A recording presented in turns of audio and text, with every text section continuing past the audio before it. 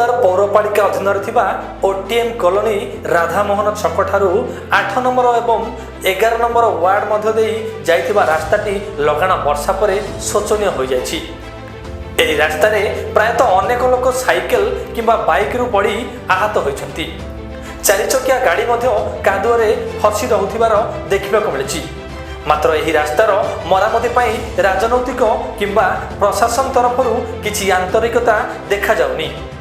पौरपालिका OTM colony को अवहेला करि चलिथिबा बेले कोनोसी उन्नयनमूलक कार्यक्रम हेउनाही। मानविकता हिसाब से ओटीएम कॉलोनी जनसाधारण को सरकारी सुविधा सहित सरकारी उन्नयनमूलक कार्यक्रम सामिल कराई ओटीएम कॉलोनी सौंदर्य बढ़ावा अंचलवासी दाबी करछन्ति। आपण माने जो महिला माने एठी एकाठी हेचन्ति कोन पई एकाठी हेचन्ति?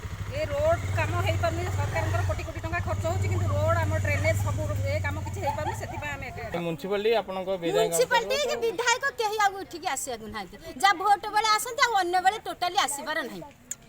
Chavdar Deepak Kumar बेउरा report YTV।